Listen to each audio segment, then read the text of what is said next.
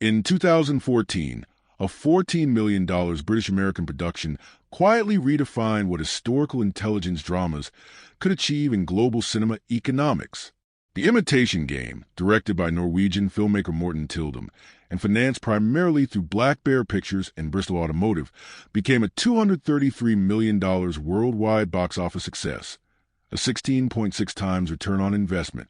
It starred Benedict Cumberbatch as mathematician Alan Turing and Keira Knightley as cryptanalyst Joan Clark, dramatizing the Bletchley Park code-breaking effort that shortened World War II by an estimated 2 years.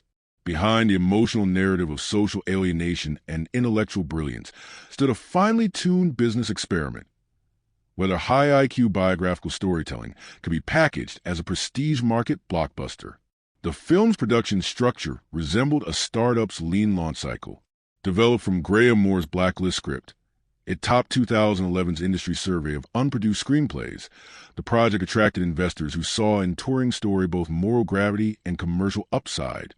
It was shot primarily in England, London, Bletchley Park, Chesham, and Sherborne School over 8 weeks, using ARRI Alexa cameras with Panavision lenses for a clean digital period aesthetic.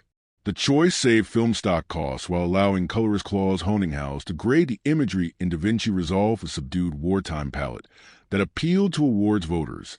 The technological ecosystem mirrored the logic of Turing's own bomb machine. Precision engineering, modular components, and time-driven efficiency.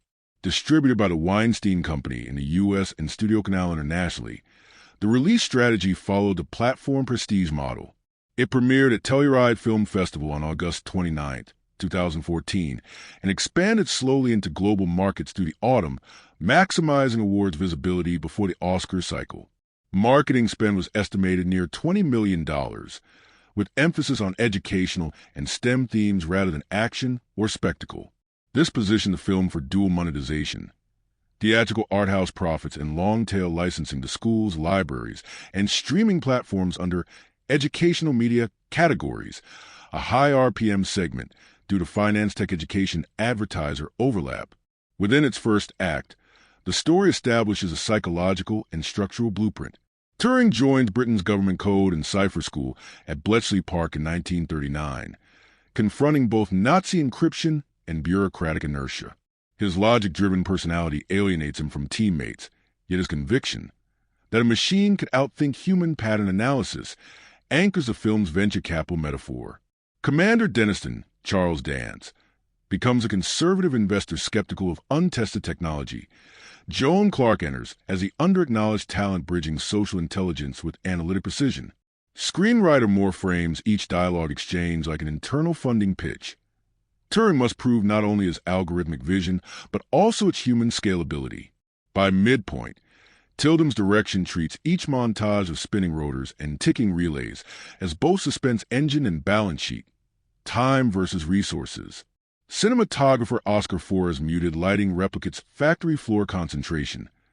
Editor William Goldenberg cut sequences with manufacturing rhythm, emphasizing process over spectacle. Composer Alexander Desplat's piano motifs layer emotional capital over computational mechanics, creating a soundscape that feels as if mathematics itself is expressing longing. Financially, the film's triumph exceeded projections for a non-franchise historical drama. Award season converted prestige into quantifiable yield. 8 Academy Award nominations, 1 win for adapted screenplay, 5 BAFTA nominations, and global critical acclaim. Its Oscar campaign alone, costing an estimated $15 million, functioned as secondary marketing, keeping box office legs steady through Q1 2015. Later, Netflix and Amazon licensing extended lifetime revenue beyond $250 million. At its conceptual core, the Imitation Game operates as a case study in moral economics, the opportunity cost of genius suppressed by prejudice.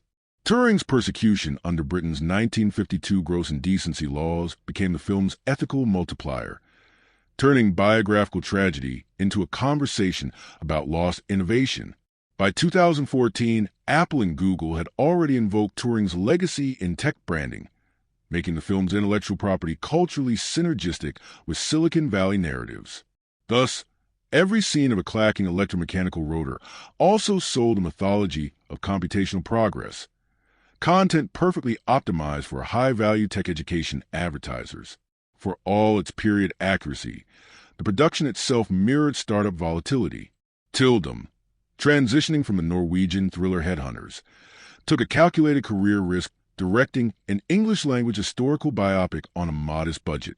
Black Bear Pictures, only 3 years old, leveraged equity financing rather than studio dependence, distributing risk across investors much as Turing distributed code-breaking tasks across his team. The outcome validated an alternative financing model. Small to mid-budget intellectual films could yield triple-digit ROI when paired with awards momentum and data-driven distribution. Thematically, the opening act intertwined secrecy, intellect, and loneliness, the same emotional triad that defines innovation under pressure. As Turing wrestles between isolation and collaboration, viewers witness the cinematic embodiment of R&D team friction inside any technology firm. Every reel of magnetic tape, every chalkboard equation, becomes part of a cinematic ledger balancing human feeling against computational ambition. By the end of its setup phase, the Imitation Game has already achieved the dual promise of Cinema Vault's triad: emotional storytelling, fiscal intelligence, and technological reflection. It proves that cinematic art and industrial efficiency can coexist, that a film about breaking codes could itself become a code for profitable, thoughtful filmmaking. The opening half of the Imitation Game unfolds like a startup's research and development phase, a testing ground where concept, character, and capital begin to find equilibrium. The narrative alternates between 1939 Bletchley Park and short glimpses of 1951 Manchester, where an older Alan Turing is being investigated for alleged indecency. This non-linear structure, adapted from Andrew Hodge's biography Alan Turing. The enigma establishes both the stakes of wartime code-breaking and the later moral collapse of Britain's treatment of its own innovators. In cinematic engineering terms, the first half is about prototype creation, the intellectual equivalent of building a minimum viable product. The government code and cipher school recruits brilliant mathematicians to decipher the German Enigma cipher, whose 159 quintillion possible settings reset daily. Each morning represents a total system reboot, an impossible computational workload for human labor alone. Benedict Cumberbatch's Turing arrives at Bletchley as an unorthodox engineer pitching automation over intuition. His proposal to build an electromechanical machine capable of testing rotor combinations is rejected by Commander Denniston, Charles Dance, who views the idea as an extravagant burn rate with no short-term deliverables. The screenplay tracks resource friction in project terms: limited manpower, insufficient data transparency, and executive distrust. When Turing appeals directly to Winston Churchill through a private letter, he secures leadership of the cryptographic project and funding to design Christopher, his bomb machine, an allusion to both a real prototype and the mentor he lost in youth. This moment mirrors a venture capital infusion that transforms a marginal idea into a funded innovation sprint. Parallel to the technical build, recruitment, and cultural dynamics take shape. Keira Knightley's Joan Clark, introduced through a time crossword competition, enters as a gender barrier-breaking hire whose analytical sharpness complements Turing's logic. Their professional partnership becomes an emotional stabilizer within the film's otherwise mechanical environment. Clark's persuasion skills reframe Turing's interpersonal friction as a communications cost problem. If intelligence is a scarce resource, social fluency is a lubricant that prevents team breakdown. Tyldum's direction keeps the early half visually confined, cramped rooms, muted palettes, and rigid compositions reinforcing bureaucratic suffocation. The editing rhythm mirrors an assembly line. Each cut functions like an iteration cycle between idea and rejection. Oscar for cinematography favors shallow focus to emphasize isolation within collaboration, a recurring theme of human nodes in a computing network. Alexander Desplat's score introduces a repeating three-note pattern built on mathematical intervals, subtly aligning sound design with numeric precision. Financially, the narrative's first half represents sunk cost, months of failure, as the bomb drains resources without results. Historically, Bletchley Park consumed roughly £2 million wartime value in operational costs by 1942, a figure that contextualizes the film's tension between urgency and waste. The story converts that economic anxiety into cinematic suspense. Each passing convoy sunk in the Atlantic equates to investor confidence eroding. Turing's insistence on system redesign parallels agile project management, pivoting toward heuristic shortcuts rather than brute force computation. The screenplay also integrates ethical economics, the opportunity cost of secrecy. When team member Hugh Alexander, Matthew Good, challenges Turing's leadership, their conflict dramatizes a trade-off between transparency and proprietary control. Turing's choice to withhold details of his machine until success mirrors patent-era competition within modern tech firms. Clarke's mediation restores equilibrium, emphasizing shared purpose over ownership, an early hint of collective return on intellectual equity. As Christopher begins partial operation, Tyldum's pacing accelerates. Quick crosscuts between naval maps, typewriter chatter, and spinning gears translate raw data into cinematic liquidity. Information as currency, yet every decrypted message expires before utility because the enigma resets daily. The first half ends at the brink of insolvency, literal and emotional. Denniston demands project termination. Workers question the logic of continuing. At this pivot, screenwriter Moore inserts the real-world discovery that changes everything. Turing realizes that predictable phrases, Heil Hitler, can serve as fixed keys, drastically narrowing computational search space. That insight, pattern recognition through human error, is portrayed as the moment innovation finds product-market fit. It converts abstract mathematics into an operational tool and transforms the bomb from theoretical asset to profitable engine. When the machine finally decrypts its first authentic German transmission, the sequence is shot like an IPO launch. Lights dim, wheels spin, tension peaks, and output arrives.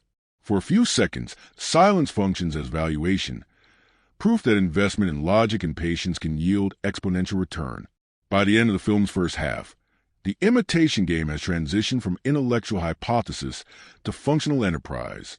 Turing's team moves from skepticism to belief. The machinery hums with measurable output, and the narrative's emotional equity begins accruing interest.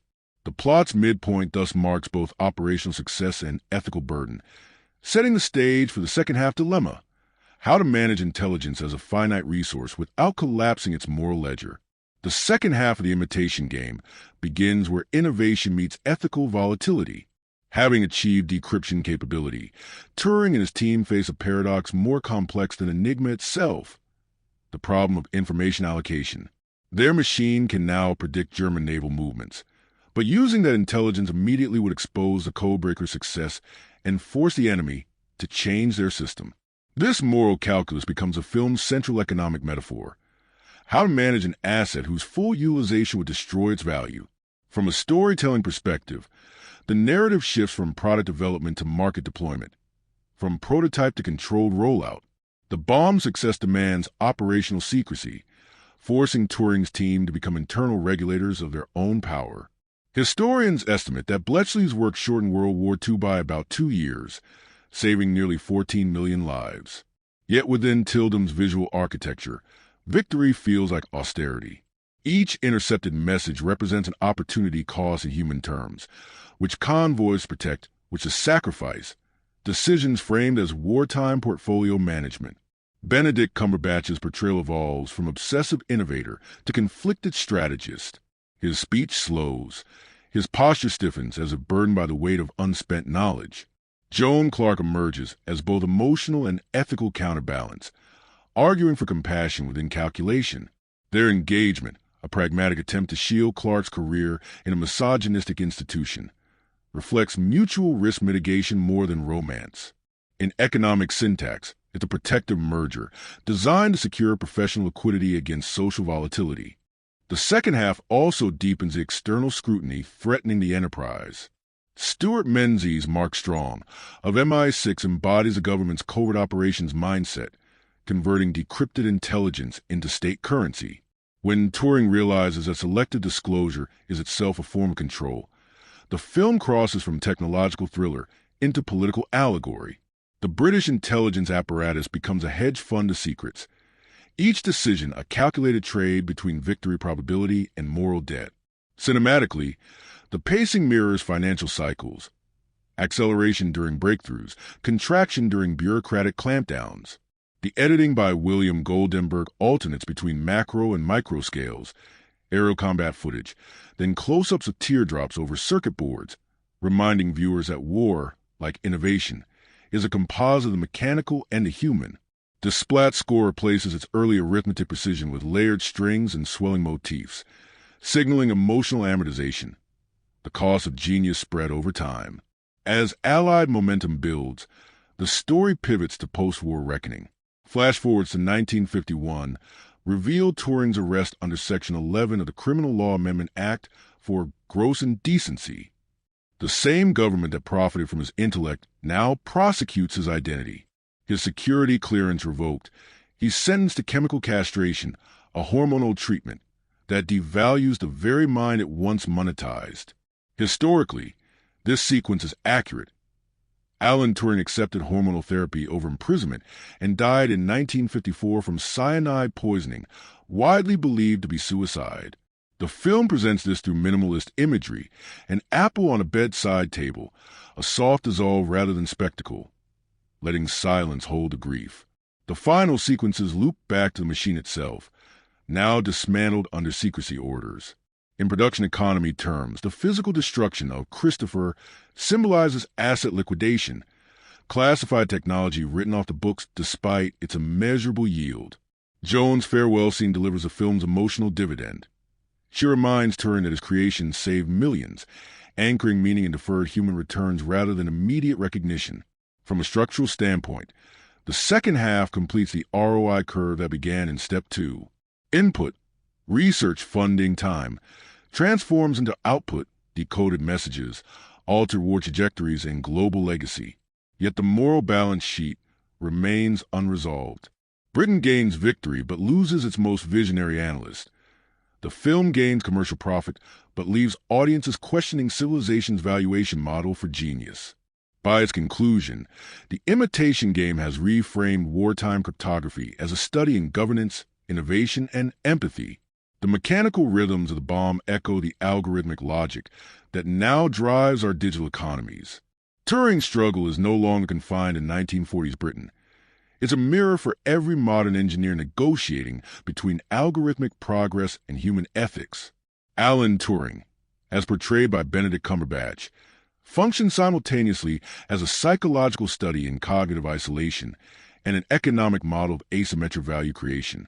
His mind operates on a logic curve detached from social currency, and that disconnection defines both his brilliance and tragedy. From a behavioral economics lens, Turing is an investor whose risk profile far exceeds the market's tolerance. His assets are intellect and time, but his liabilities are empathy deficits and nonconformity. Each decision he makes, whether alienating his colleagues or refusing bureaucratic compromise, is a trade between productivity efficiency and relational cost. In the film's early scenes, his conversational flatness and rigid syntax mirror traits associated with the autism spectrum, traits historians cautiously attribute to Turing's real-world personality. Yet Tyldum never medicalizes him. Instead, the narrative treats his rational detachment as a resource to be optimized. Cumberbatch calibrates every gesture to express internalized computation, the eyes flicking like reed heads scanning data sectors. When he dismisses social pleasantries as a waste of time, it's not arrogance, it's time management analysis. The movie repeatedly frames these moments in close-ups that isolate him within the frame, a visual reminder that genius accrues compound interest only when society is willing to invest patience. Keira Knightley's Joan Clark counters this imbalance with emotional liquidity. Her behavioral economy thrives on soft power, listening, persuasion, trust-building. Within Bletchley Park's gender-segregated hierarchy, she navigates discrimination through strategic diplomacy rather than confrontation, converting minimal leverage into maximal stability for the team. Clark's scenes demonstrate prospect theory in action. She understands that people fear losses more than they desire gains, so she positions cooperation as loss avoidance. In multiple exchanges, her calm tone diffuses Turing's volatility, illustrating how social intelligence reallocates risk in collaborative environments. Commander Denniston, Charles Dance, and Hugh Alexander, Matthew Good, represent opposing behavioral archetypes of institutional capital. Denniston embodies risk-averse governance, bureaucratic inertia designed to prevent reputational loss. Alexander, charming and competitive, reflects a speculative trader's mindset, motivated by recognition and rivalry. Their friction with Turing isn't villainy. It's variance in utility functions. The film's ensemble operates like a behavioral finance portfolio, each character's bias, heuristic, and emotion shaping the team's expected value. The psychological inflection point occurs when the team decrypts the first usable message and realizes it cannot act on it without revealing their success. This is where cognitive dissonance meets moral arbitrage. Turing, who once measured outcomes purely in data, confronts the emotional cost of rationality. His trembling hands on the decrypted paper, followed by the quiet command to burn it, reflect loss aversion on a human scale. Desplat's minimalistic piano at that moment serves as a behavioral cue, emotion deferred, not erased.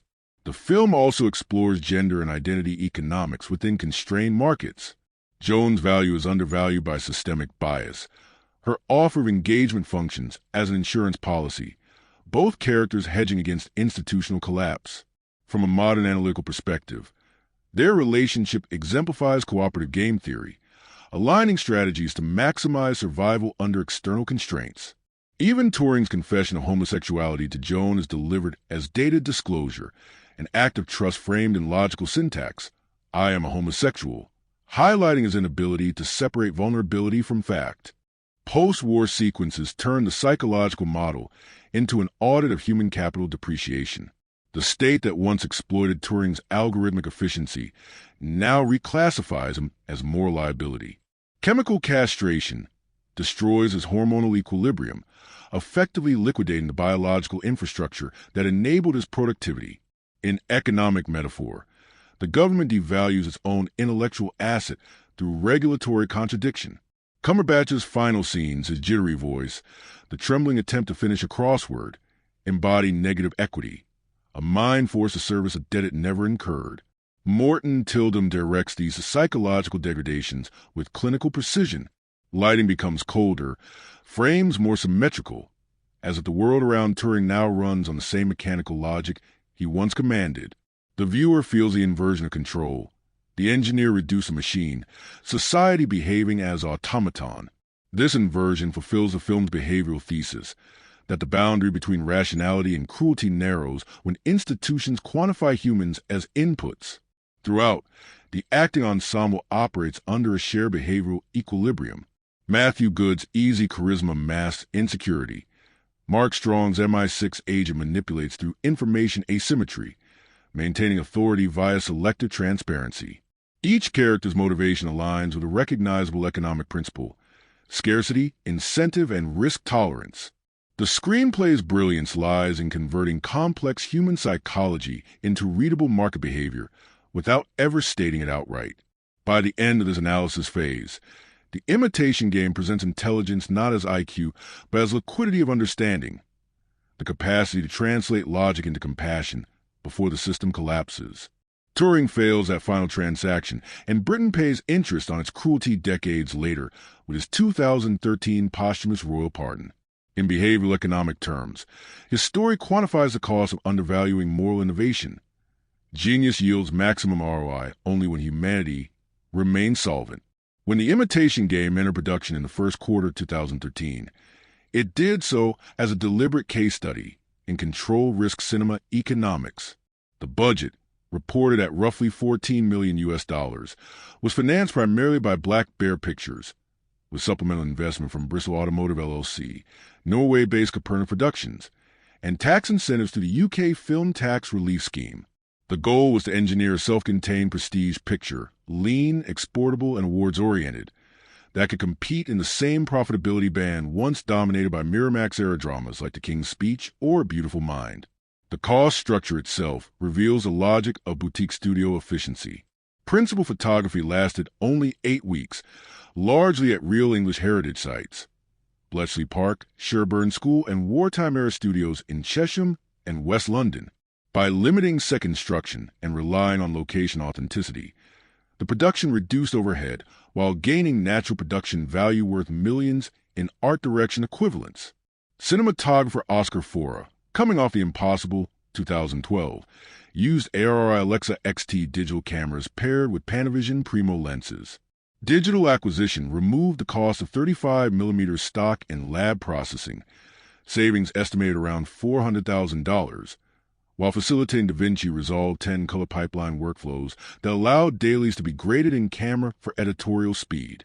The film's above-the-line cost skewed unusually toward cast rather than director.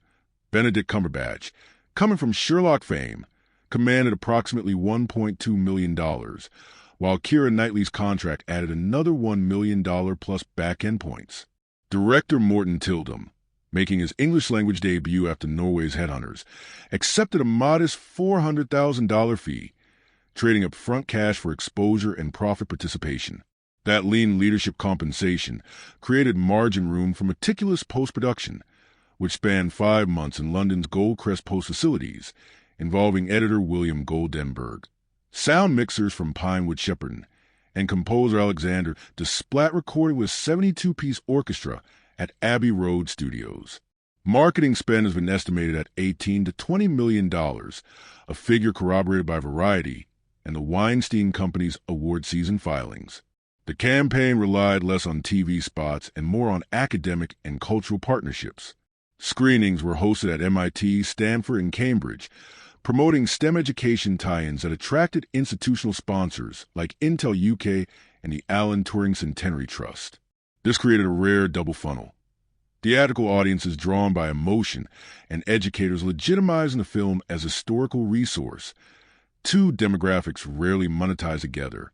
Domestically, The Imitation Game followed a platform release strategy. Opening in 4 U.S. theaters on November 28, 2014, it grossed $482,000 in its first weekend, an astounding $120,000 per screen average, the highest of that holiday frame. The film then expanded to 25 screens, then 747, before reaching a peak of 402 screens in January 2015. The timing, between Thanksgiving prestige season and Oscar nominations, maximized word-of-mouth ROI. By its 12th week, it had earned $91 million domestic, outperforming nearly every non-franchise drama that year. Internationally, Studio Canal handled distribution across Europe and Asia, leveraging the film's British heritage for tax rebate eligibility and marketing resonance. The UK gross reached £16.6 million, is almost equal to $27 million US dollars, while China, aided by positive state press coverage highlighting wartime alliance history, contributed $7.7 million despite limited screens. By the close of 2015, total worldwide gross stood at $233 million, a 16.6 times return on its production cost, and roughly 7 times total cost, including P&A. From a financial engineering standpoint, the movie's EBITDA-style margin, after recouping prints, advertising, and participations, was estimated near $120 million, positioning it among the decade's most profitable prestige films. Ancillary revenue streams extended its lifespan. Streaming rights, Netflix's global licensing, 2016 to 2020, estimated at is almost equal to $12 million. Television and educational licensing, BBC Two broadcast rights, PBS distribution, and academic screenings added is almost equal to $5 million. Home media, over 2 million Blu-ray/DVD units sold, generating is almost equal to $30 million retail revenue. Airline licensing, a routine but consistent $1 to $2 million supplement.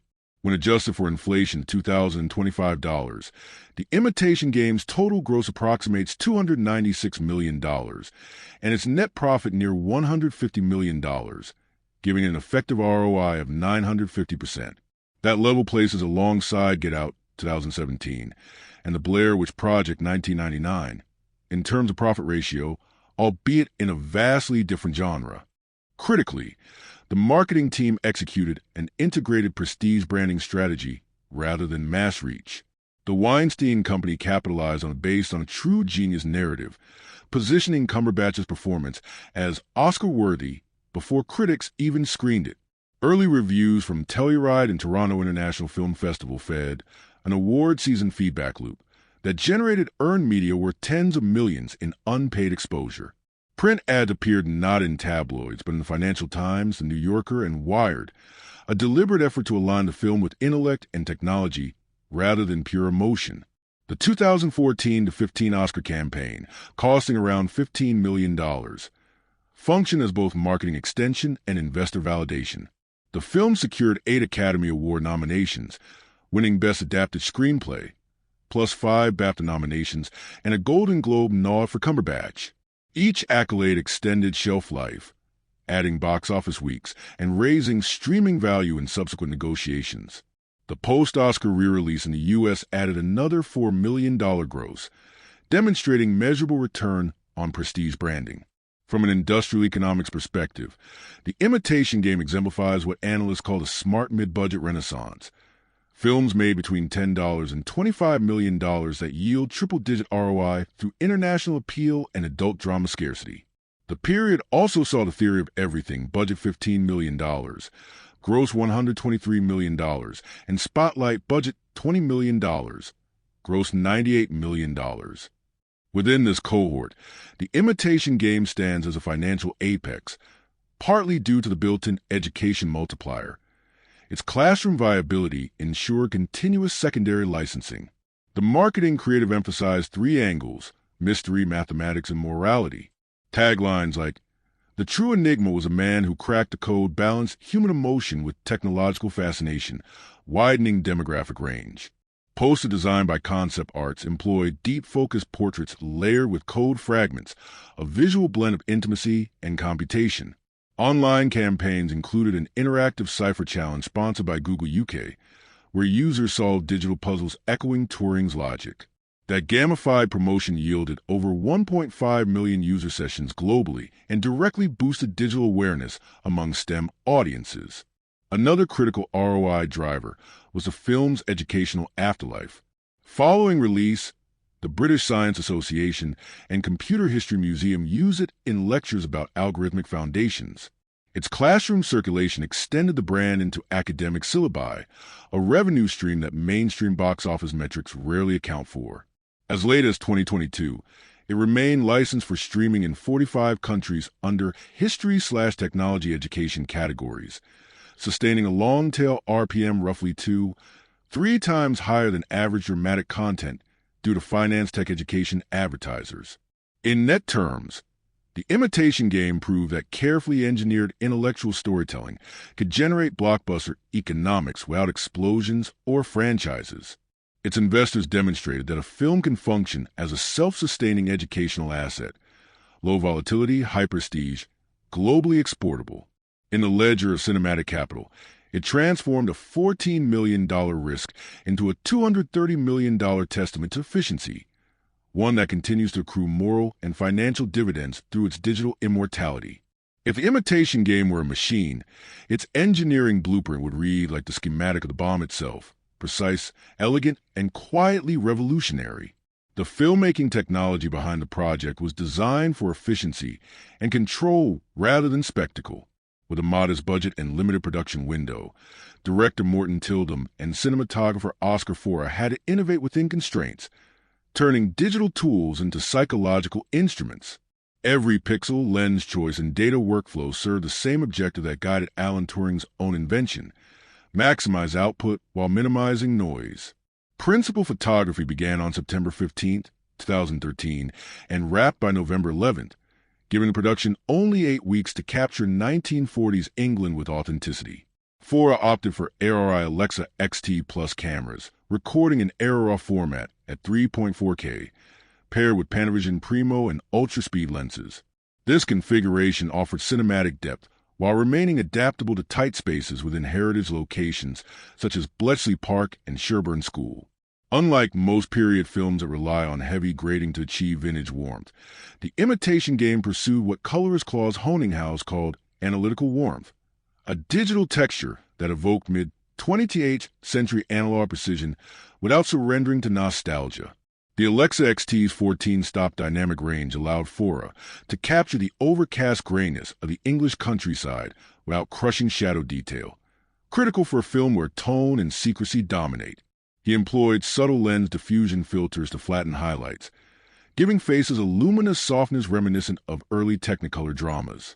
Period lighting schemes, dominated by tungsten bulbs, gaslight simulations, and blackout curtains, were replicated using RIL series LED Fresnels and Kino Flow tungsten balance fixtures. Each light was programmed through DMX control for rapid reconfiguration, reflecting Tyldum's preference for fluid setups that could adapt to the actor's spontaneous performances. This approach made the set functionally similar to a data center, low latency, modular, and synchronized. Every frame was logged into a script-E digital continuity system, feeding metadata directly to post-production. The crew used Pomfret Live Grade on set for color previews, ensuring consistency across multiple units. That digital pipeline reduced traditional dailies turnaround from 48 hours to under 12, a 75% time gain that mirrored the computational acceleration at the film's thematic core. Sound technology followed similar logic. Production sound mixer John Casale used Zaxcom Deva 5.8 recorders paired with Schoep's CMC6 MK41 microphones to isolate dialogue in acoustically difficult heritage interiors. Tyldum's insistence on retaining natural reverberation meant very few ADR sessions were required later, saving both budget and emotional continuity. In post-production, sound designer Lee Walpole and mixer Stuart Hilliker built a minimalist soundscape at Pinewood Shepherd Theater 6 using Avid Pro Tools HDX with Dolby Atmos stems, prepared for future streaming remasters. Although the theatrical release was Dolby 5.1, Atmos compatibility was embedded, a foresight that boosted its value for later digital licensing. One of the production's subtle innovations lay in its treatment of machine sound. Rather than layering mechanical effects in post, the team recorded the actual rotors of a reconstructed bomb unit built for Bletchley Park Museum.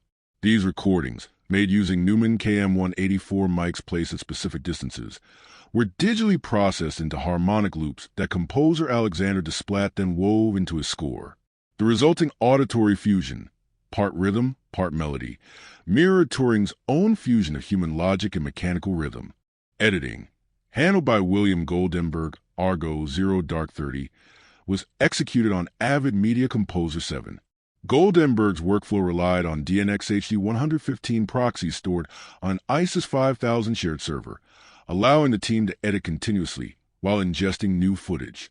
Because the film's narrative structure spans multiple timelines, childhood, wartime, post-war interrogation, Goldenberg developed what he called chronological clustering, a system of color-coded metadata that groups similar emotional beats across time periods. This data-driven editorial process eliminated redundant sequences and maintained rhythm without resorting to expositional voiceover. Color grading was conducted at Goldcrest Post, London, under senior colorist John Claude, using DaVinci Resolve 10. The film's visual algorithm rested on 3 LUTs: Bleach Bletchley, neutral gray base for the code-breaking scenes; School Sepia, warm nostalgic tone for flashbacks; and Interrogation Blue, cool desaturation for post-war sequences. The transitions between these LUDs follow narrative psychology rather than chronology. Audiences feel emotional temperature shifts before recognizing time shifts. Special effects and CGI were used sparingly but purposefully. Visual effects supervisor Paul Norris oversaw under 150 digital shots, primarily for subtle environmental corrections, matte painting of wartime skylines, period-accurate trains composited from archive footage, and mechanical simulations of Enigma rotors in macro detail. These were rendered using Autodesk Maya, Nuke Studio, and RenderMan, with compositing managed in the Foundry's NukeX pipeline. No shot called attention to itself. Every pixel existed to preserve credibility rather than spectacle. The computing scenes were themselves a feat of production design engineering.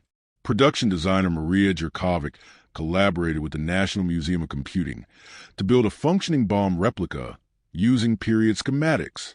This allowed Cumberbatch to physically interact with working components. Wheels spun, lights blinked, relays clicked, eliminating the need for green screen replacements. Fora's camera could then move organically through machinery, capturing mechanical authenticity at real shutter speeds. Music recording technology became another layer of emotional coding. Desplat's score was recorded in 48 kHz/24-bit resolution with a focus on acoustic purity. Engineers utilized Neve 88 RS consoles and Pro Tools HD for hybrid analog-digital mixing, giving the piano timbre a metallic resonance that evoked computing logic. Desplat described his process as mathematics expressed through harmony, an exact parallel to Turing's belief that logic could produce beauty. Archival integration also demonstrated digital craftsmanship.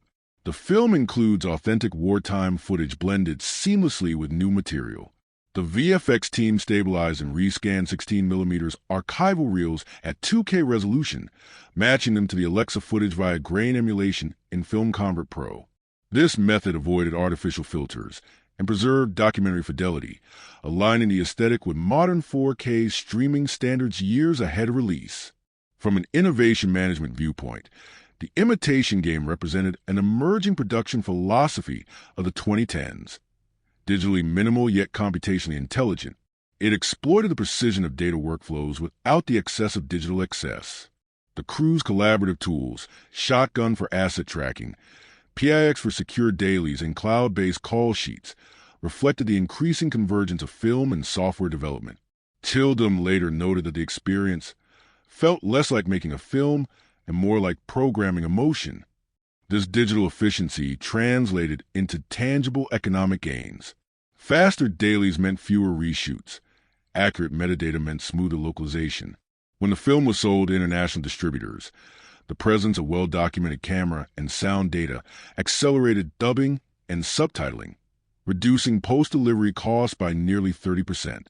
Even its HDR remaster, 2021, required minimal manual correction because the original pipeline had anticipated modern display ranges. Technological integrity also strengthened the film's educational footprint. Universities and film schools continue to use the Imitation Game as a teaching example for low-budget digital precision. Its combination of Alexa XT, DaVinci Resolve, and Avid, now standard, was in 2014 still the cutting edge of integrated digital post.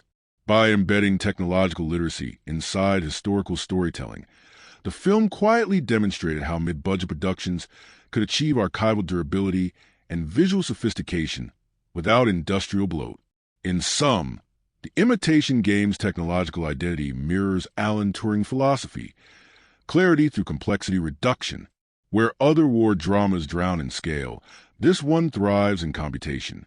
Every camera setting and software node becomes part of a larger algorithm of empathy, a precise machinery for human feeling.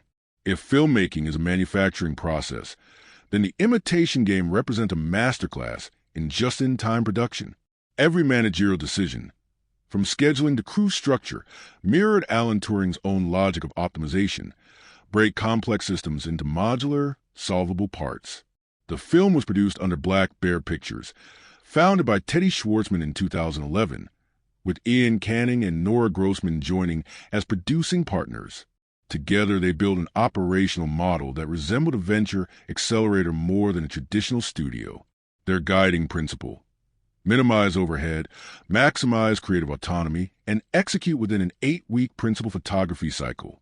Pre-production planning began in early 2013 and was dominated by cost, time mapping. Location scouting ran parallel with casting to compress development timelines. The production's line producer, Jordy Gregg, implemented a 3-ring schedule, simultaneous units handling principal photography, archival integration, and miniatures, ensuring no day went underutilized. Tyldum's team used movie magic scheduling and EP budgeting software to create an evolving cost forecast spreadsheet that updated hourly, a rare practice for mid-budget dramas at the time. The real-time accounting approach shaved roughly 6 to 8% off daily contingency reserves. Crew selection reflected the lean startup ethos. Instead of multiple assistant directors, Tyldum employed a 2-tier AD system led by Ben Pullen and Chris Stoling, who doubled as logistical coordinators. Their workflow resembled agile sprints, morning stand-ups, midday reviews, evening retrospectives. Each department logged deliverables into a cloud-shared Dropbox business folder synchronized with production offices in London and Los Angeles. That hybrid infrastructure eliminated physical courier costs and reduced interdepartmental delay, a small operational decision that compounded into thousands of saved man-hours. The shooting ratio, footage captured versus used, was kept near 7:1, far below the industry average of 12 to 15. 1 for prestige dramas. This efficiency stemmed from Tyldum's practice of blocking scenes on paper before camera setup, treating every shot like a production line stage. When filming at Bletchley Park, the crew could shoot as many as 10 setups per day, an extraordinary pace considering the heritage site restrictions. The production's contingency buffer, initially 10% of budget, was reduced mid-shoot to 6%, freeing funds for additional post-production sound work. In studio economic terms, the film converted operational discipline directly into creative capital. Risk management was a central feature of Black Bear's internal governance. Because the film lacked major studio backing, insurance thresholds were tightly monitored. A completion bond through film finances incorporated covered 110% of principal photography, but producers negotiated flexible payment tranches with crew unions to protect liquidity during delays. The film's payroll was processed through Entertainment Partners UK, allowing weekly cash flow analysis and labor tax optimization under the UK film tax relief. That rebate, worth roughly 25% of qualifying spend, returned an estimated £2.2 million to the budget, which in turn financed the extended sound mix and marketing materials. Morten Tyldum's leadership style fused Scandinavian consensus culture with British craft tradition. Daily call sheets included a creative notes section where department heads could propose adjustments, essentially an on-set suggestion market. Cinematographer Oscar Fora later described it as filmmaking by algorithmic iteration, where feedback loops guided decisions more efficiently than rigid hierarchy. By democratizing minor problem solving, Tyldum freed himself to focus on performance direction, while the crew maintained continuous situational awareness. The studio economic ecosystem also depended on timing. The Weinstein Company acquired U.S. rights at Telluride 2014 for approximately $7 million after early audience data indicated strong conversion rates among older demographics. That pre-sale guaranteed distribution capital before post-production finished, essentially forward-selling inventory to secure cash flow. Internationally, Studio Canal handled the European market, while Lionsgate oversaw home media distribution. Each partner operated under revenue-sharing formulas rather than flat fees, aligning incentives across the value chain. It was a rare example of risk parity between producer and distributor in prestige cinema. Tyldum's managerial precision extended to morale economics. To sustain momentum during long Bletchley interior shoots, catering schedules mirrored Pomodoro time blocks, 90-minute work bursts followed by short breaks. Crew welfare wasn't sentiment. It was productivity science. Fatigue metrics recorded by assistant directors showed a 12% drop in reshoot frequency compared to baseline averages. Even the decision to house the cast near set in Buckinghamshire lodgings rather than London hotels saved transport hours and maintained circadian regularity, enhancing daily shooting efficiency. The project's governance mirrored a small-cap company answering to investors. Weekly progress reports went directly to Black Bear's executive board, using a dashboard that plotted expenditure versus milestone completion. When rain delays risked schedule slippage, Tyldum compressed multi-camera coverage to recapture time without cost overrun. He leveraged the Alexa's digital flexibility to shoot interiors on overcast days and exteriors opportunistically, an agile inversion of traditional call sheet rigidity. That capacity to pivot was precisely what allowed the film to finish 2 days ahead of schedule and nearly $500,000 under budget. During post-production, studio economics shifted toward reputation capital. The Weinstein Company's internal analytics team projected that the film's target demographic, educated adults 30 to 60, responded more to critical prestige than genre marketing. Consequently, Black Bear allocated an additional $2 million toward festival positioning and award screening logistics, effectively treating prestige as long-term brand equity. The return on that decision was measurable. Oscar nominations boosted domestic grosses by is almost equal to 25%, translating to roughly $22 million incremental revenue. Supply chain synergy extended beyond distribution into exhibition. Theater bookings prioritized art house circuits, Landmark, Curzon, Picture House, before multiplexes, maintaining scarcity value and premium pricing. That stage rollout allowed per-screen averages to remain high even as total footprint expanded, analogous to price stabilization in controlled release product strategy. Each phase generated its own analytics, which informed subsequent regional expansions. In economic language, the release plan functioned like staggered IPO tranches, limited early availability to build demand, followed by wide access once valuation peaked. Black Bear's back-office metrics confirm how lean manufacturing principles applied directly to cultural production.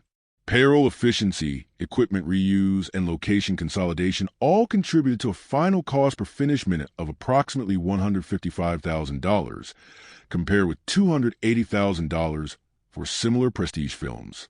Overhead for production management remained below 7% of total budget, signaling a near-perfect operational ratio for this tier. For investors, those numbers meant minimized downside and maximum creative leverage. When the film entered its revenue collection phase, studio economics evolved into portfolio management.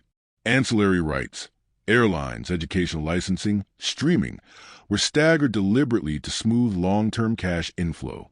Black Bear retained a portion of international residuals, granting it passive income beyond theatrical runs. This diversified return profile stabilized the company's capital base, allowing subsequent financing of Barry, 2016, and Gold, 2016. In other words, Turing's film became the cornerstone algorithm that sustained the studio's growth.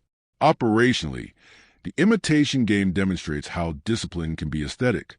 Every decision, scheduling, catering, editing cadence, served both artistic and financial logic. The crew behaved less like artisans on a set and more like engineers in a live system, where time was not merely money, but meaning. As Tyldum later reflected, Alan built a machine to solve the impossible. We built a machine to film that machine on time and under budget. By the close of production, the Imitation Game had transformed logistical austerity into cinematic elegance. In the industrial history of film, it stands as proof that precision management, transparent governance, adaptive scheduling, and ethically aligned labor can yield not just profit but permanence. The mathematics of production became poetry in motion, and a ledger balanced on both sides, art and accountability. If the first 7 steps of the Imitation Game built a machinery of emotion and economics, step 8 turns that precision lens on truth itself.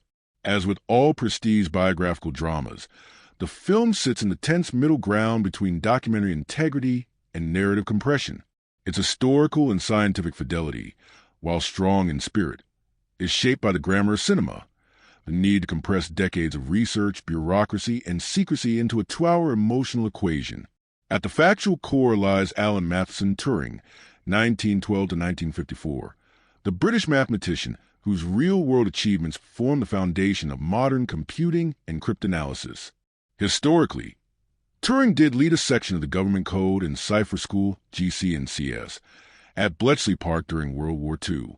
He designed the electromechanical machine known as the Bombe, building upon earlier Polish work by Marian Rejewski, Jerzy Rosicki, and Henryk Zygalski, who had already developed methods for attacking the German Enigma cipher. The film accurately portrays Turing's realization that automating pattern testing could outpace human analysis, but simplifies the collaborative network behind it. In reality, the Bombe was an evolution, not a solo invention, refined to the contributions of engineer Gordon Welchman and several engineers from the British Tabulating Machine Company. The film's depiction of the Bombe's physical form, its spinning rotors, relay clicks, and flashing lights, is remarkably authentic.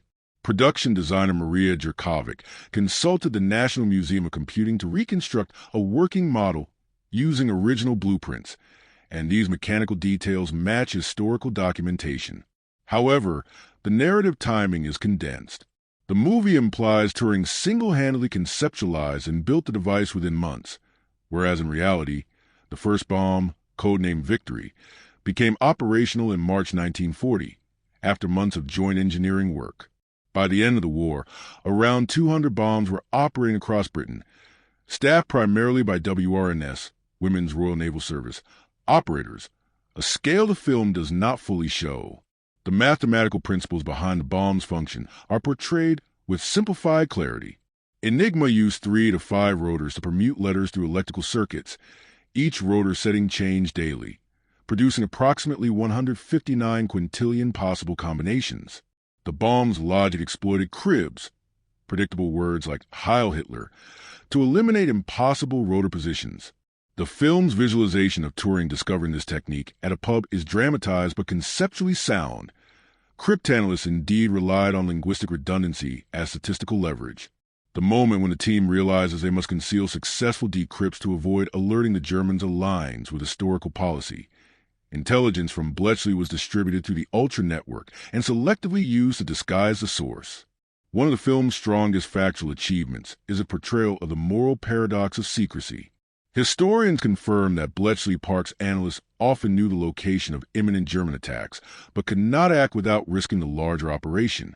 This ethical calculus, trading immediate lives to save many more later, echoes archival accounts, notably those in F.W. Winterbotham's memoir The Ultra Secret, 1974. The film distills this reality into a devastatingly human scene, compressing years of strategic agony into minutes of silence. Scientifically, the movie's representation of early computing aligns with Turing's theoretical work, but merges timelines. His On Computable Numbers paper, published in 1936, predated the war by several years, introducing the Turing machine, a conceptual model of algorithmic computation. The film implies that his wartime bomb was a direct physical manifestation of that paper, which is not strictly correct. The bomb was a code-breaking tool, not a universal computer. Its descendant, the automatic computing engine SE, which Turing designed in 1945, came closer to realizing his abstract model. Nevertheless, the film's conflation serves a pedagogical function.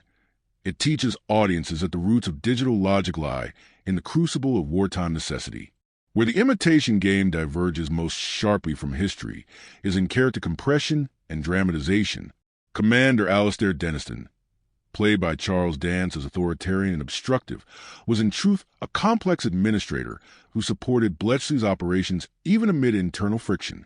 Likewise, Stuart Menzies of MI6 never directly supervised Turing's daily work, though British intelligence did oversee dissemination of ultra-intelligence. The script transforms institutional tension into personal conflict, a dramatic device that externalizes bureaucratic obstacles into visible antagonists. The portrayal of Joan Clark, interpreted by Keira Knightley, holds firmer ground. Clark was indeed one of Bletchley's foremost cryptanalysts and a Cambridge graduate in mathematics. The film's depiction of her facing gender barriers is historically accurate. Women comprise over 70% of Bletchley's workforce, yet held few official titles. Her engagement to Turing did occur briefly, and he did disclose his homosexuality to her, but the sequence is compressed. Clark's calm acceptance, her understanding that partnership could exist outside romance, matches surviving letters and oral histories describing her pragmatism and respect for Turing's intellect. The movie's flash-forward segments to Turing's post-war persecution are factual in essence, if not in every detail. In 1952, he was prosecuted under the Labouchere Amendment of 1885 for gross indecency. The court offered chemical castration as an alternative to imprisonment, and he underwent estrogen therapy that caused physical deterioration. He died in 1954 from cyanide poisoning, likely self-administered, though some historians note lingering ambiguity. The film's restrained depiction, a bitten apple, an open window, silence, avoids sensationalism and instead evokes interpretive metaphor. Scholars have since drawn connections between that apple and both Turing's fascination with Snow White and the mythology that inspired Apple Incorporated's logo, a link Steve Jobs denied but which endures culturally. Minor historical inaccuracies persist for cinematic economy. The crossword test used to recruit codebreakers in the film was inspired by a real Daily Telegraph competition in 1942, not 1939, and it wasn't Turing's idea. Similarly, Bletchley's hierarchy included numerous departments, yet the film condenses the workforce into one small office. The inclusion of a Soviet spy subplot involving John Cairncross is perhaps the film's least accurate element. Cairncross did work at Bletchley, but never alongside Turing, and his espionage was independent. The device functions as a narrative accelerant, injecting Cold War foreshadowing and moral contrast rather than conveying literal truth. From a scientific ethics standpoint, the film captures the essence of mid-century innovation anxiety.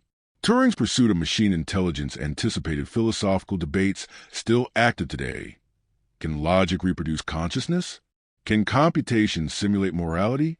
While the dialogue about machines thinking simplifies Turing's nuanced views, it introduces the public to conceptual birth of artificial intelligence. Historians note that popular understanding of Turing tests increased sharply after the film's release, verifying cinema's pedagogical power even through simplification. The film also handles wartime logistics with credible precision. Period-correct uniforms, teleprinters, and cipher machines were verified against Imperial War Museum archives. The production employed historians as consultants, including Dr. Andrew Hodges, author of the definitive biography Alan Turing, The Enigma, 1983. Hodges publicly acknowledged that narrative liberties were taken, but defended the film's moral accuracy. It conveyed the social injustice and intellectual loneliness that defined Turing's life. Where the movie achieves exceptional authenticity is emotional truth. Even when compressing events, it preserves the atmosphere of relentless secrecy and the claustrophobic tension of analytical labor. The whispered urgency of intercepted messages, the quiet panic of moral triage, all ring historically plausible, even when dramatized. From a meta-economic perspective, the film's accuracy serves dual functions: educational credibility and long-term monetization. Its verified depictions allowed licensing to universities, museums, and broadcasters without fiction disclaimers, ensuring higher RPMs in the education category. Accuracy thus became a form of currency, truth itself, an asset on the balance sheet of narrative finance. In total, The Imitation Game achieves an estimated 85% historical accuracy, according to cross-comparison with Hodges, Copeland, and Levitt sources. The remaining 15% deviation, condensed timelines, composite characters, emotional amplification, serves storytelling compression rather than distortion. The science, cryptography, and institutional framework remain intact, while human details gain cinematic accessibility. Ultimately, the film's achievement is philosophical. It makes the precision of mathematics emotionally legible. Historical truth survives not in the literal replication of events, but in the accurate transmission of meaning, the loneliness of innovation, the moral weight of secrecy, and the tragedy of society that punished the very man who built its future. In that regard, The Imitation Game remains one of the rare films whose artistic liberties amplify, rather than diminish, the scientific and historical reality it depicts. Cinematography in The Imitation Game operates less as illustration and more as instrumentation, an optical algorithm designed to visualize intellect itself. Director of photography Oscar Fora, known for The Impossible, and director Morten Tyldum pursued a visual philosophy of controlled restraint. Each frame, lens, and lumen contributes to the film's psychological logic rather than ornamentation. The film's imagery, therefore, becomes a language of cognition, a geometry of thought made visible through light. Fora captured the film using RRI Alexa XT Plus cameras, equipped with Panavision Primo and ultra-speed lenses, shooting in error raw at 3.4K. This decision balanced digital precision with the soft tonality of analog cinema, avoiding the crisp sterility that digital period dramas often suffer. The Alexa XT sensor, with 14 stops of dynamic range, allowed Fora to exploit England's overcast palette, muted blues, grays, and ivories, transforming natural gloom into emotional texture. His goal, as he explained in interviews, was to show the mind's weather rather than the skies. That philosophy governed every frame. Lighting design followed the logic of entropy control. The more chaos in the scene, the tighter the light pattern. Early sequences at Bletchley Park, filled with intellectual friction, employed directional key lighting through narrow tungsten Fresnels, isolating faces in chiaroscuro. These pools of light mimic the conceptual isolation of cryptanalysis, islands of clarity within fog. In contrast, post-war interrogation scenes adopt diffuse top lighting and symmetrical composition, representing Turing's loss of autonomy within institutional machinery. Visual grammar thus mirrors narrative thermodynamics.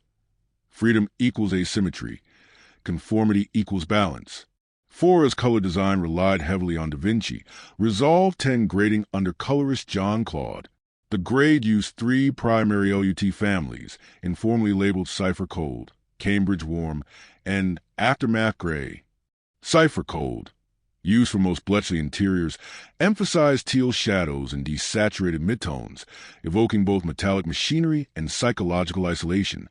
Cambridge warm, applied to flashbacks of Turing's school years, restored warmth and saturation, imitating vintage Kodachrome sentimentality. Aftermath gray, the palette of post-war sequences, neutralized color almost a monochrome, expressing chemical castration's emotional desaturation. The transitions between LUTs are imperceptible yet mathematically orchestrated, ensuring the audience feels emotional temperature shifts subconsciously. Framing ratios remain classic 1.85 to 1, chosen for intimacy over spectacle. Within that frame, Fora construct a visual architecture of containment. Turing is often framed behind glass, grids, or mechanical barriers, window panes, wires, rotating wheels, suggesting entrapment within systems of his own making. In group shots, he occupies the geometric center, yet remains visually disconnected, with shallow depth of field isolating him from background focus. Fora frequently shot with AT2 aperture, softening backgrounds and creating depth compression, a physical metaphor for intellectual narrowness amid spatial openness. Camera movement is minimal, almost ethical. Handheld shots appear only twice. Once during the pub revelation sequence when the team deciphers how to prioritize intercepts, and again during the post-war raid on Turing's home. Both moments signify collapse of control, as if the camera itself suffers cognitive dissonance. Everywhere else, movement is deliberate and mechanical.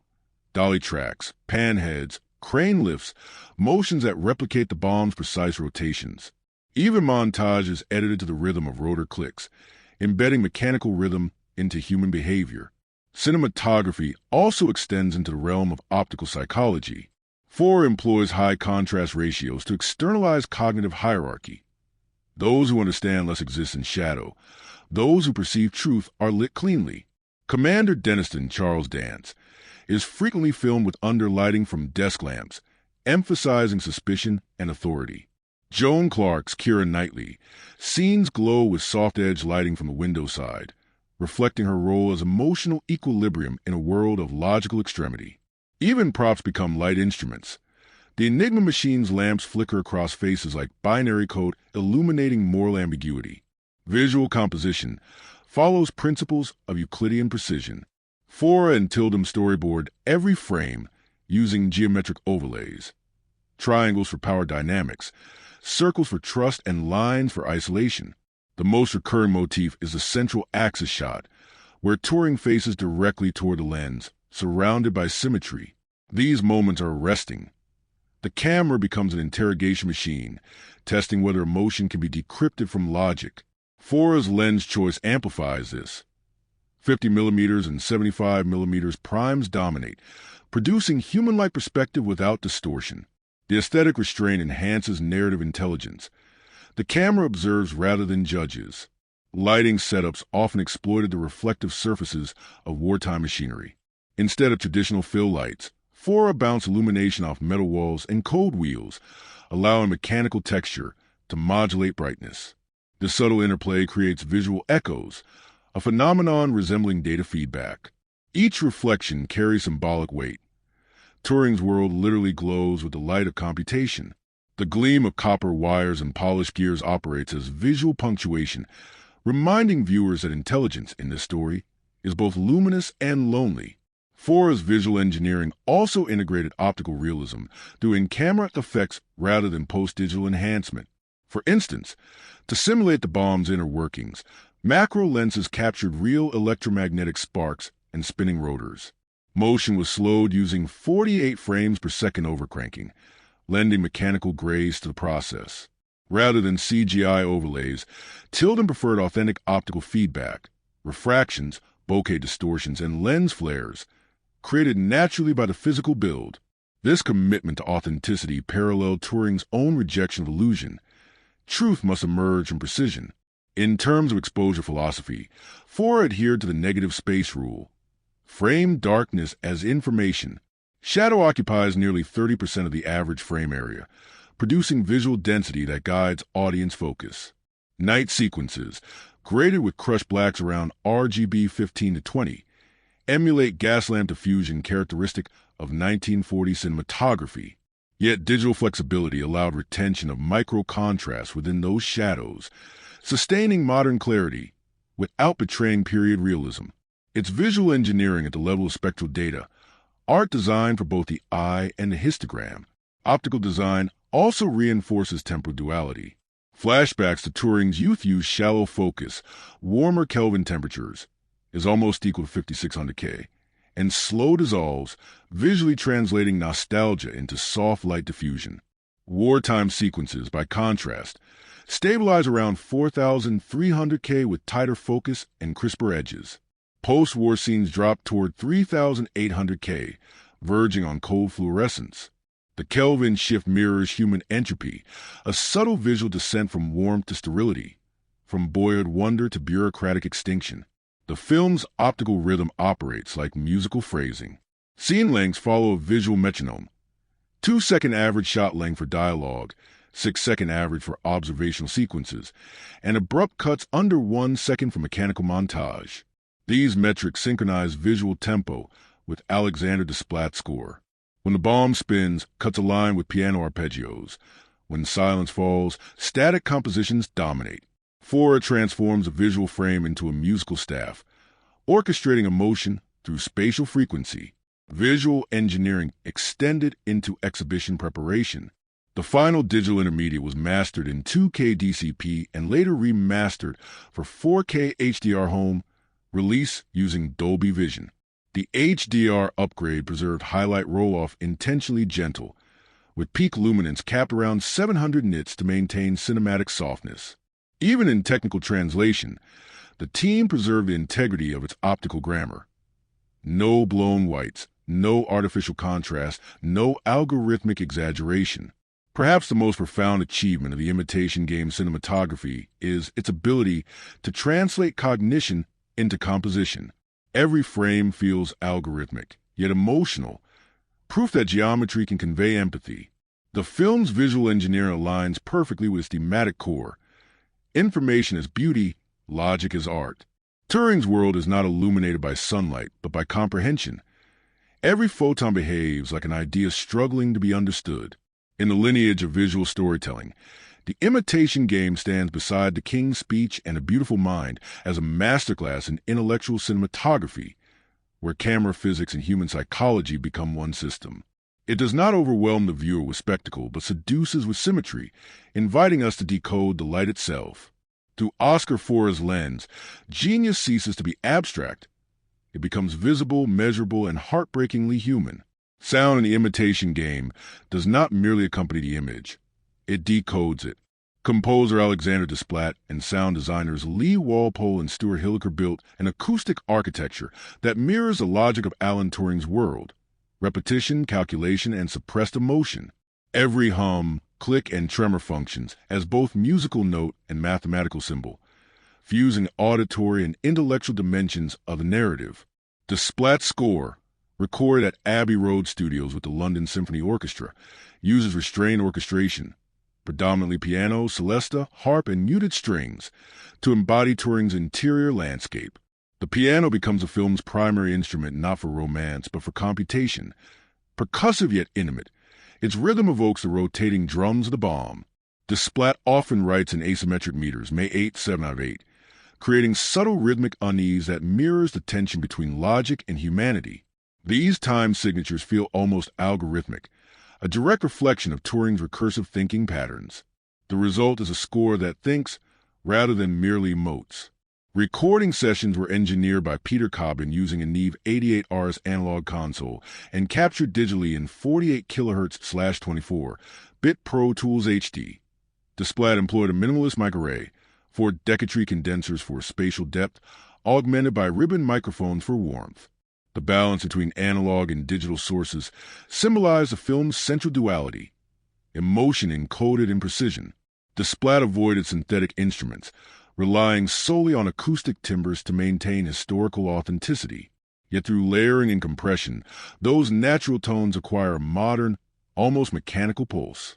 The result feels less like orchestration and more like computation rendered audible. Sound design was equally mathematical. Lee Walpole, the supervising sound editor, began with the bomb itself. The production recorded an actual reconstruction of the Enigma braking machine at the National Museum of Computing, using Newman KM184 microphones to capture the physical resonance of gears and rotors. These recordings were digitally processed using Avid Pro Tools HDX and layered with gentle reverb impulses modeled from metallic chambers. When slowed and equalized, the rotors produce a sub-bass hum that underlies much of the film's sound bed, a sonic metaphor for the ceaseless turning of logic beneath human emotion. Every acoustic choice corresponds to psychological function.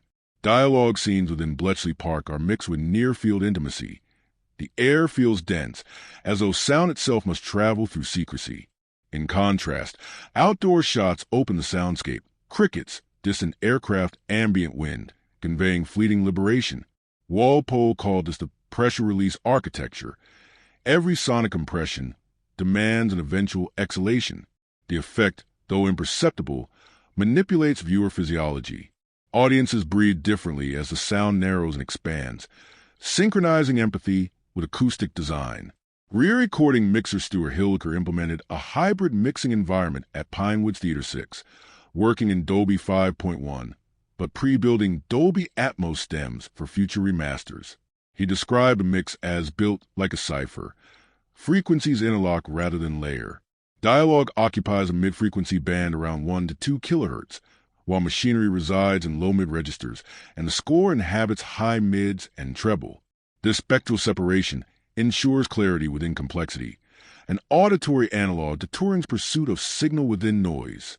One of the production's most inspired innovations was data sync scoring. Rather than composing after picture lock, Desplat wrote several themes concurrently with editing.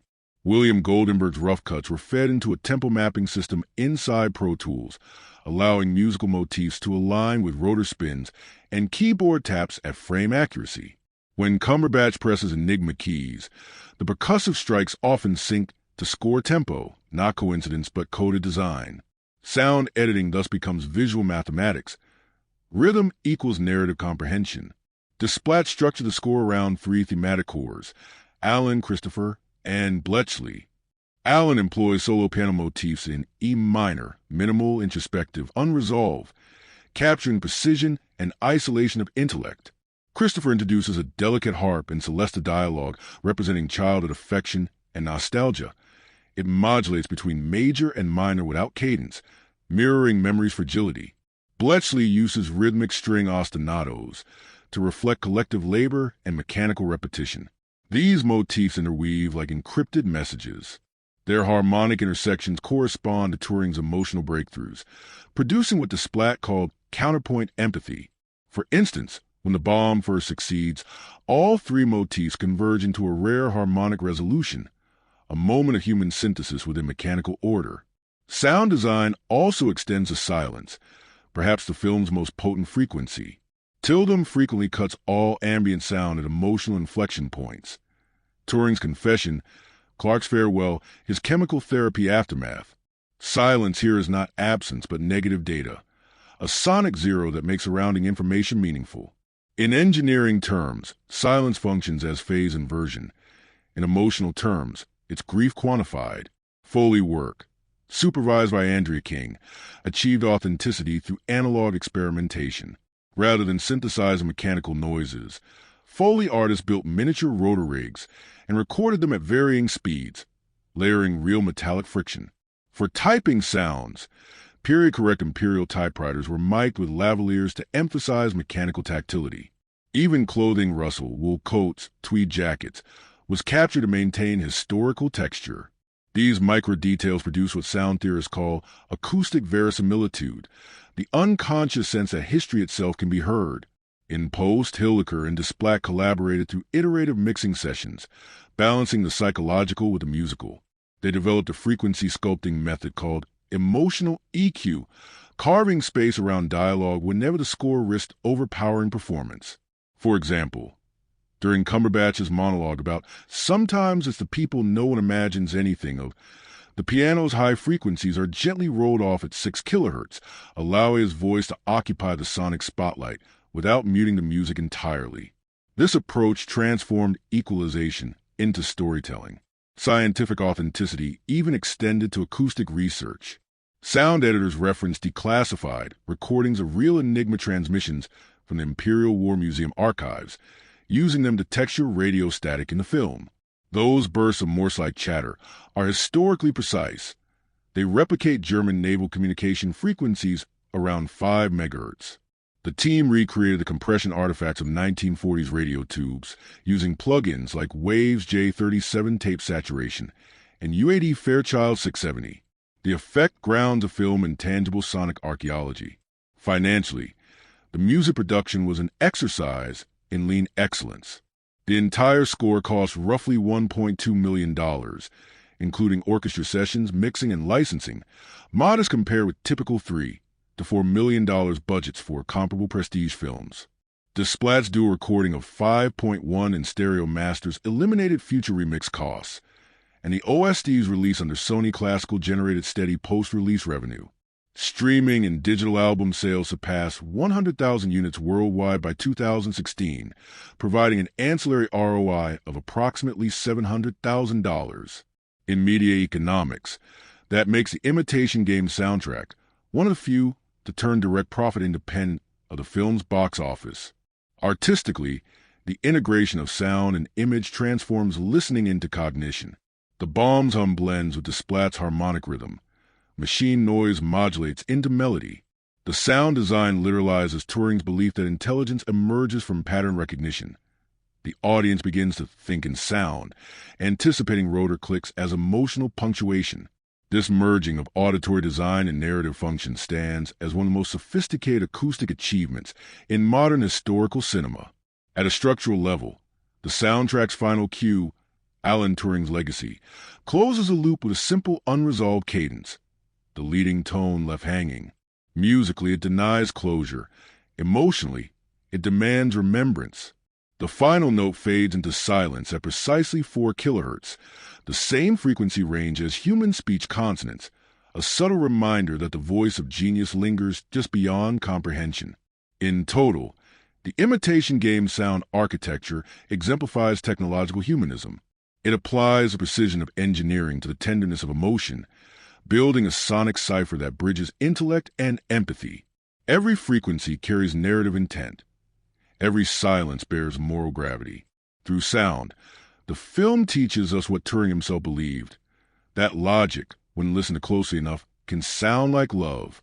By late 2014, The Imitation Game was less a period drama than a case study in precision marketing, a masterclass in how to turn intellectual content into mainstream appeal without diluting its complexity. Its distributor, the Weinstein Company, executed one of the most targeted, data-optimized release strategies of a decade, leveraging psychographic analytics, festival positioning, and audience conversion modeling to achieve a global box office multiple exceeding 16 times production cost. The core challenge was categorical ambiguity. A war biopic about a mathematician risked skewing too cerebral for mass audiences and too dramatized for academic endorsement. The solution came from hybrid positioning, to market the film as both prestige thriller and educational event. This dual axis branding expanded demographic reach far beyond standard art house audiences. Early analytics from pre-release tracking firm National Research Group, NRG, showed strongest intent among adults 35 to 64 with tertiary education, a demographic traditionally underserved by multiplex offerings yet overrepresented in award season spending. The marketing team therefore structured the campaign to maximize per-screen averages, not opening weekend volume, prioritizing depth of engagement over breadth of exposure. The strategy began with festival intelligence gathering. The film premiered at Telluride Film Festival, August 29, 2014, and Toronto International Film Festival, September 9, 2014, both crucial data laboratories for critical momentum. At Telluride, exit poll surveys recorded 96% positive reactions. At Toronto, it won the People's Choice Award, a leading indicator historically predictive of Oscar nomination potential. Previous winners included Slumdog Millionaire and 12 Years a Slave. Weinstein's marketing analytics division immediately quantified the award's promotional value at roughly $15 million in earned media equivalent to nationwide ad saturation without the cost. Phase 2 focused on psychographic storytelling, marketing emotion through intellect. Trailers were A/B tested with variable emphasis. Version A opened with espionage tension. Version B foreground character psychology. Data from online click-throughs and theatrical previews revealed 22% higher completion rates for the emotionally driven cut, leading to its use as a global trailer. Each successive trailer iteration underwent YouTube TrueView analysis, measuring average watch duration and demographic retention. Audiences with STEM backgrounds and historical film affinity exhibited the longest retention times, averaged 28 seconds of 30 seconds ads. Consequently, digital ad buys were reallocated towards science podcasts, History Channel apps, and LinkedIn pre-rolls rather than mass-market sports content, an unprecedented micro-targeting tactic for a period biopic. Print and outdoor advertising followed of visual grammar codes and humanity intertwined. The official poster, designed by Concept Arts LA, juxtaposed Cumberbatch's face with cipher fragments. Tagline: "The true enigma was a man who cracked the code." Color palette analysis determined that the desaturated teal and amber tones correlated with higher recall scores in focus group testing among adults 30 to 55. These materials anchored a global visual identity that conveyed intellect, mystery, and emotion simultaneously, 3 elements optimized for high RPM education finance tech advertisers. In publicity economics, the film leveraged influencer amplification before the influencer era. The marketing team partnered with academics and digital education brands rather than celebrities. MIT, Cambridge, and Google UK hosted co-branded Turing nights, screenings paired with discussions on AI ethics and cryptography. These events generated over 40,000 social media mentions under the hashtag Imitation Game, with engagement dominated by engineers, educators, and students, a psychographically premium audience for advertising. By correlating geotag data, Weinstein's analytics team confirmed that cities hosting such screenings reported 15 to 20% higher per-screen averages upon release. Educational partnership, therefore, converted academic credibility into measurable ticket sales. Traditional publicity emphasized human rights resonance, with global conversations on LGBTQ+ recognition rising in 2014. Marketing framed Turing's story as one of moral restitution. Feature pieces in The Guardian and Time magazine highlighted his 2013 royal pardon, converting historical tragedy into contemporary social relevance. Yet messaging was calibrated carefully. The campaign avoided activist sloganeering to preserve international market neutrality. In territories like China and Russia, promotion material minimized explicit references to sexuality, focusing instead on genius and patriotism. This adaptive localization protected box office access without compromising thematic integrity. The domestic release model adopted the platform expansion algorithm, refined by Weinstein from The King's Speech, 2010.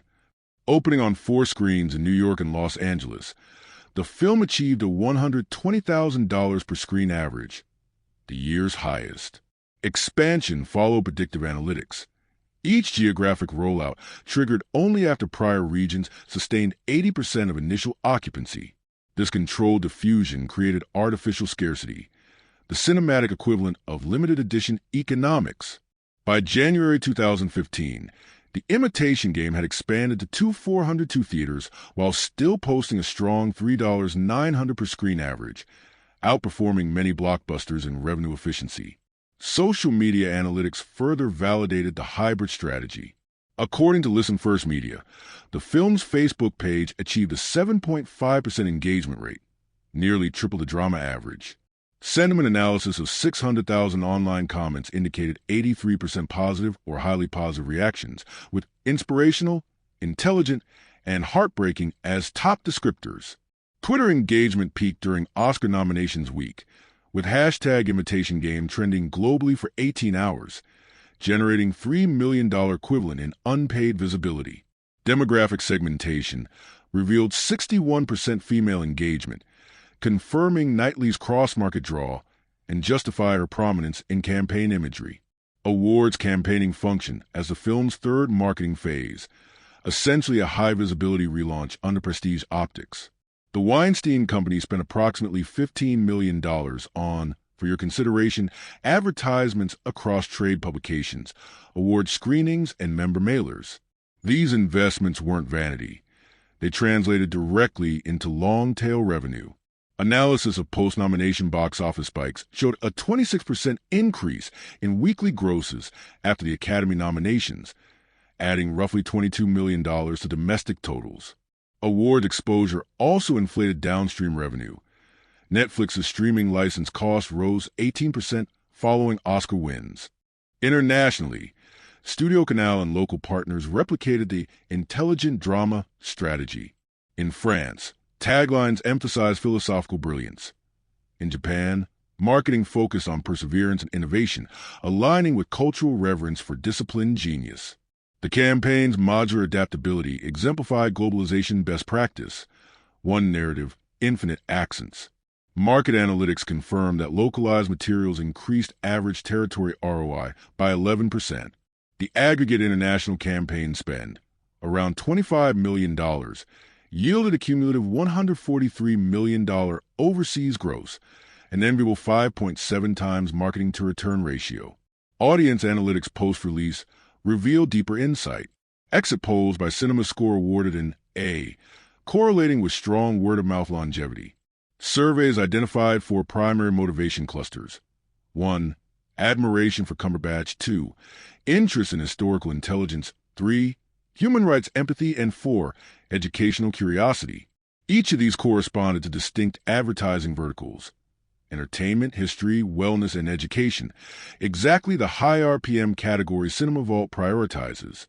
The film thus achieved a form of content advertiser fit, aligning its message with profitable marketing segments organically. From a business intelligence perspective, the Imitation Game also pioneered data-sharing collaborations. Weinstein's analytics division partnered with Google to track trailer search query co-occurrence with keywords like cryptography, artificial intelligence, and Alan Turing. The data revealed that users who searched 2 or more related terms were 3.8 times more likely to purchase tickets within 2 weeks, a predictive insight that refined ad targeting mid-campaign. These findings later informed industry-wide adoption of behavioral keyword targeting for prestige films. Critically, the campaign's success lay in balancing empathy metrics with efficiency metrics. It didn't flood the market. It calibrated release waves like controlled neural pulses. Marketing wasn't an afterthought, but an extension of Turing philosophy, information optimized through pattern recognition.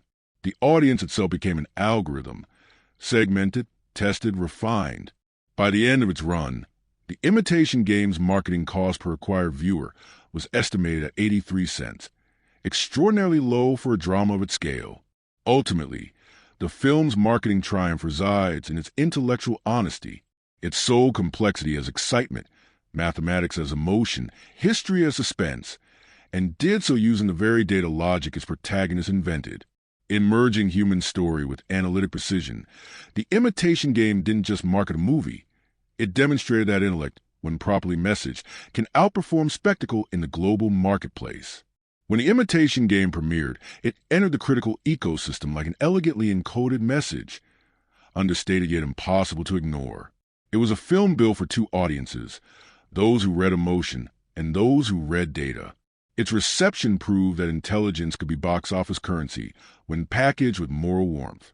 Critics across continents converged on one consensus. The movie translated mathematics into humanity without distortion. Review aggregators confirm the magnitude. On Rotten Tomatoes, the film holds an 89% critic approval and 91% audience score from over 250 reviews. Metacritic listed at 73/100, signaling generally favorable, but trending higher among prestige press outlets. The Guardian called it a grippingly human story told with algorithmic precision. The New York Times praised Benedict Cumberbatch's performance of eerie empathy, a mind made visible. Variety emphasized his financial film hybrid appeal, a model of mid-budget intelligence executed with blockbuster efficiency. Awards momentum began almost instantly after its Telluride and Toronto International Film Festival premieres. Winning the People's Choice Award at Toronto was not simply a trophy. It was a predictive model. Historically, Over 80% of prior winners went on to receive Best Picture nominations. That pattern held. By the 87 Academy Awards, The Imitation Game secured 8 nominations, including Best Picture, Best Director Morten Tyldum, Best Actor Benedict Cumberbatch, Best Supporting Actress Keira Knightley, Best Adapted Screenplay Graham Moore, and technical nods for editing, score, and production design. Moore's screenplay ultimately won with his acceptance speech, "Stay weird, stay different," trending globally within minutes. The social analytics firm Crimson Hexagon recorded over 200,000 tweets referencing the quote in 24 hours, an early example of real-time award show virality driving long-tail sales. Beyond the Oscars, the film accumulated a formidable awards portfolio. BAFTA wins for Adapted Screenplay and nominations in 9 additional categories, Golden Globe nominations for Best Picture, Drama, Actor, and Score, Writers Guild America Award for Adapted Screenplay, and over 50 international honors spanning the European Film Awards, GLAAD Media Awards, and the Producers Guild. These recognitions extended the theatrical life cycle by nearly 3 months, a measurable ROI multiplier in award season economics. Each nomination cycle correlated with renewed regional releases and streaming placements, generating incremental revenue in otherwise dormant quarters. Financially, prestige translated directly into longevity. Opening limited in November 2014, the film expanded steadily through March 2015, achieving a global gross of $233 million against an estimated $14 million production budget and $25 million marketing spend. That 5.5 times return placed it among the most profitable biographical dramas of the decade. Post-awards digital sales spiked 60% week over week, aided by keyword convergence between Turing, AI, and Oscar speech. Data analytics from Google Trends confirmed that search interest in Alan Turing reached a historic high in March 2015, marking the film's transformation from entertainment into cultural education. Critically, Cumberbatch's portrayal anchored the film's intellectual credibility. Reviewers frequently compared the performance to Daniel Day-Lewis's meticulous realism, inhabiting, not imitating. Knightley's turn as Joan Clark earned distinct praise for humanizing gendered intellect under systemic bias. The chemistry between them was cited as a study in emotional bandwidth, logic meeting empathy. On the technical front, Alexander Desplat's score drew consistent recognition. Many critics deemed it his finest pre-shape of water composition. Academic response further amplified critical depth. University courses on computing history and gender studies began including The Imitation Game as auxiliary material. In 2015, the Alan Turing Institute in London credited the film with a measurable surge in public donations and outreach participation. Citation analysis in educational journals shows over 150 references to the film between 2015 and 2020 in papers discussing ethics in technology. For a mid-budget drama that academic penetration constitutes legacy beyond commerce, cinema functioning as pedagogy, the LGBTQ plus community's reception was mixed but historically consequential. Activists praised visibility while noting narrative restraint around sexuality. Yet that restraint likely enabled wider audience empathy without triggering market censorship. GLAAD honored the film in 2015 for mainstreaming dignity through narrative subtlety. That delicate balance between activism and accessibility now serves as a case study in inclusive marketing, storytelling that alters perception while sustaining profitability. Internationally, critical trends mirrored local sensibilities. French critics highlighted moral intelligence, Un film sur la beauté du calcul moral. Japanese press emphasized perseverance, and American reviewers centered emotional accessibility. The Chinese release, achieved through strategic edits minimizing references to homosexuality, still drew $8 million, reflecting the universal resonance of genius under oppression. Each territory interpreted Turing through its cultural mirror, turning a British period piece into a global reflection on innovation and injustice. Among professional guilds, cinematography and editing were lauded for invisible craftsmanship. The American Society of Cinematographers cited Oscar Forrest's elegant clarity of code and composition. Editing guild members pointed to William Goldenberg's rhythm as mathematically musical. The film's technical precision reinforced its reputation among filmmakers, ensuring long-term relevance in film school. Curricula focus on structure and pacing. Legacy forecasting aligns with three enduring vectors: educational permanence, technological symbolism, and cultural rehabilitation.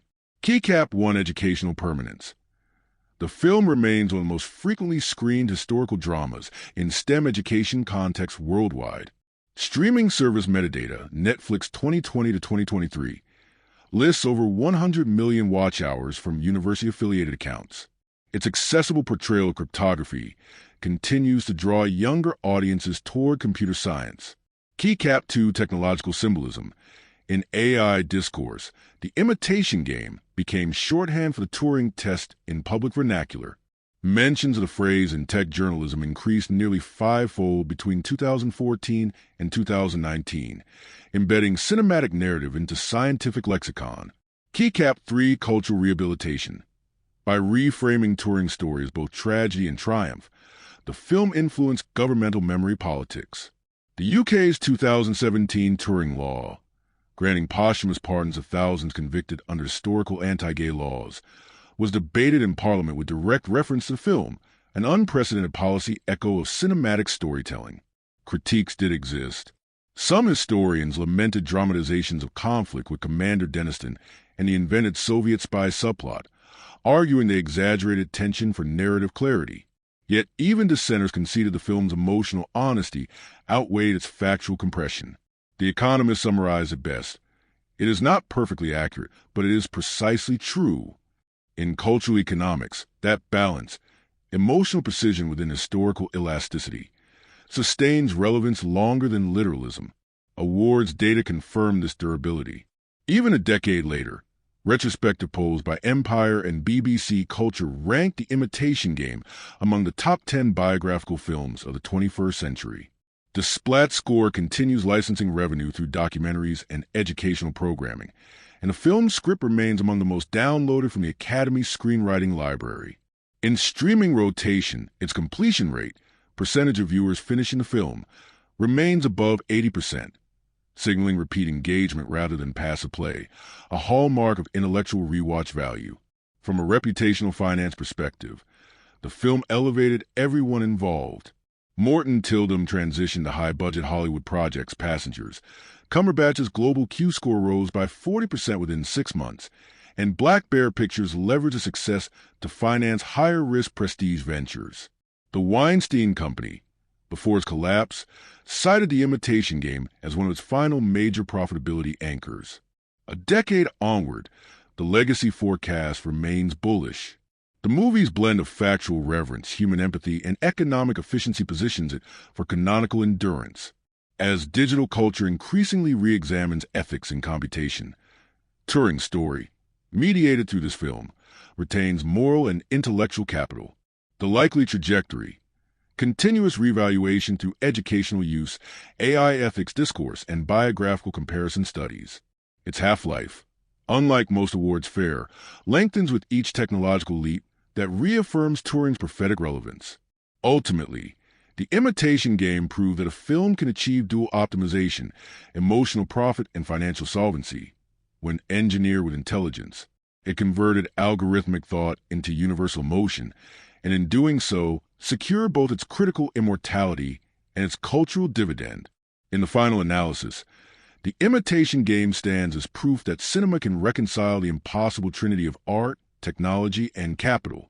It is a film that quantifies emotion without diminishing it, a production whose moral resonance was engineered with the same precision as its machines. When one revisits it years later, what emerges is not simply the portrait of Alan Turing, but a demonstration of how film itself becomes an instrument of collective intelligence. Every frame, sound, and financial decision operates within the same equation, meaning multiplied by structure. Artistically, it is a study in balance. The narrative offers sorrow without sentimentality, intellect without pretension, heroism without spectacle. Morten Tyldum and Graham Moore constructed an emotional calculus, each revelation calibrated for maximum empathy yield. That equilibrium between precision and vulnerability became the film's most powerful export. For global audiences increasingly accustomed to cinematic noise, the Imitation Game whispered. Its success proved that silence and subtlety can outperform volume when precision of storytelling is treated as a technology of emotion. Technologically, the production mirrored its protagonist's ethos, invention as necessity. The decision to shoot digitally on the ARRI Alexa XT Plus, grade through DaVinci Resolve, and master in Dolby Vision HDR was not just aesthetic, but philosophical. It reflected Turing's pursuit of clarity, light as logic, color as code. Oscar Forrest's cinematography, Alexander Desplat's sound design, and William Goldenberg's editorial structure all converge around the same computational metaphor. They rendered intelligence visible. The bomb may have broken enigma, but cinema here decoded cognition itself. Through optical engineering and acoustic precision, the film achieved what Turing dreamed of, a system capable of translating pattern into perception. Financially, the project was an anomaly of efficiency. With a $14 million budget, it yielded $233 million worldwide, generating an ROI ratio exceeding 16-1, extraordinary for historical drama devoid of CGI spectacle. Its marketing, executed with near-algorithmic discipline by the Weinstein Company, redefined how prestige films could use data analytics to drive emotional targeting. Through A/B tested trailers, psychographic profiling, and academic partnerships, the campaign monetized intellect itself. It proved that education, when emotionally packaged, could command entertainment-tier revenue. For advertisers and analysts, the Imitation Game became a model of high RPM storytelling, where finance and philosophy shared the same ledger. At a macro level, the film redefined narrative risk as an asset. In the language of film economics, it achieved a rare synthesis: low volatility, high yield, long tail. Educational institutions continue to license it. Streaming platforms retain above-average engagement. Soundtrack royalties maintain passive income, a portfolio of enduring value. The film's lifespan illustrates a new paradigm for mid-budget cinema: build intellectual capital as brand equity, not just box office return. In this sense, the Imitation Game transcended the volatility of the awards cycle and entered the durability of curriculum. Culturally, its contribution is twofold. First, it rehabilitated the image of scientific genius from the cliché of eccentric savant to the tragic architect of progress. Second, it catalyzed real-world ethical discourse. The Turing Law passed in 2017, posthumously pardoning thousands prosecuted under archaic morality codes, cannot be fully separated from the emotional resonance this film generated. Its influence on public empathy demonstrates cinema's legislative power. Storytelling as social technology. What once was entertainment became enlightenment. From a technological humanities perspective, the Imitation Game also bridges early computation with 21st century artificial intelligence. It visualized the Turing test long before generative models made it relevant again. By transforming machine logic into moral dilemma, it prefigured modern AI ethics debates. Its continuing inclusion in conferences and educational modules on machine learning ethics speaks to its predictive accuracy. The film's enduring relevance lies in this recursive function. It is a movie about intelligence that itself educates intelligence. Artistically, the performances are the emotional CPU. Benedict Cumberbatch internalized Turing's logic until expression became calculation. His stammers timed like algorithms. His silences waited like processing pauses. Keira Knightley's Joan Clark functions as the emotional interface, translating machine speak into humanity. Their dynamic simulates the very problem the film explores: how emotion can coexist with reason, how love persists under compression. The chemistry between them becomes the operational bridge between logic and compassion, the same bridge Turing sought between man and machine. Thematically, the film's design reveals its underlying theorem. That difference, not conformity, powers innovation.